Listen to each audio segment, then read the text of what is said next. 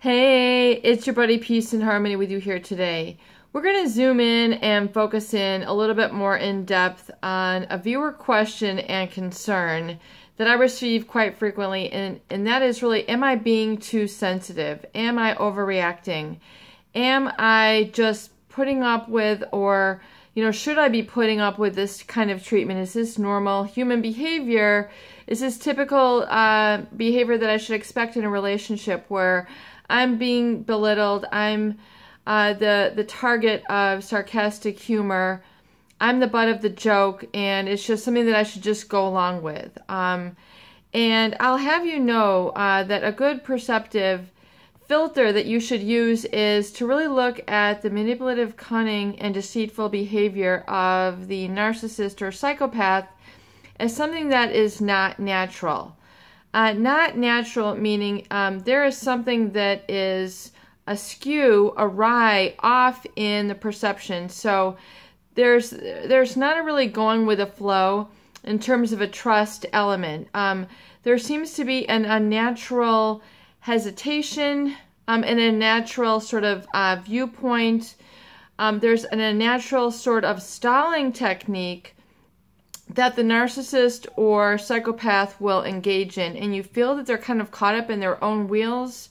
They're caught up in their own assessment, and it's because they're trying to suss out and determine their next plan of attack, or what they're trying to store, almost like a stamp book in terms of your values, your weaknesses, your vulnerability, that they can turn around and manipulate on you. So something that is very good-natured, about you, your natural loving, your natural affection, maybe even your natural vulnerability, the trust that you have for life in general, is something that they can exploit. And so if you see this unnatural hesitation, something that is, you've kind of maybe been inadvertently attracted to because they have this about them, which to you, you're interpreting as a strength, or you're interpreting this judgment as a strength, or you're interpreting their sarcasm, their manipulativeness, their harshness, sometimes even their negativity, or,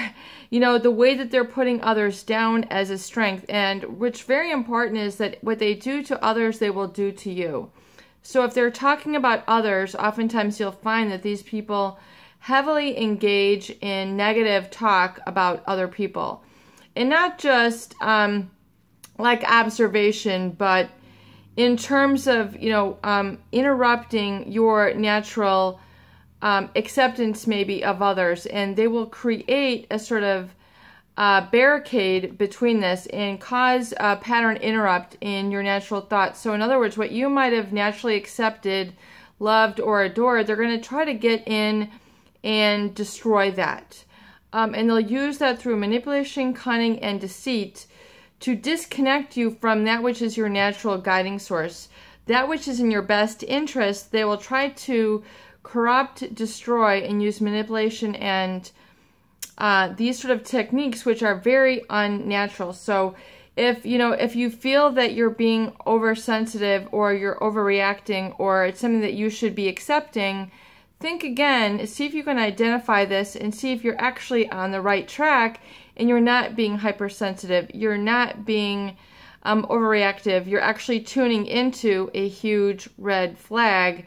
And you have to give yourself the courage and the certainty and the bravery to accept and trust that little voice. In other words, take heed to that little voice. Pay attention to the fact that you're seeing that this person might not be what they are or what they're cracked up to be, that you have this sneaky, suspicious feeling, but, you kind of excuse it away or explain it away.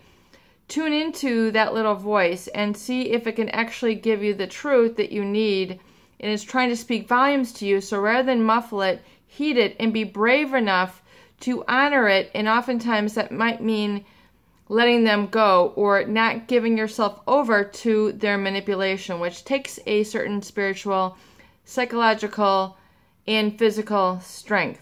So tap into that strength. It will serve you well, and I think you'll understand that through time Once you begin to heed that, that will really ring clear to you, and you'll understand why on a more analytical level, but trust it on that gut level. Even if it seems nonsensical or maybe illogical, try to understand that and see how that serves you, especially for your future. See if you're actually tuning into a red flag that is actually correct. Peace and harmony with you here today. I hope these videos do help. Please share and please subscribe for more great tools, videos, discussion, and support.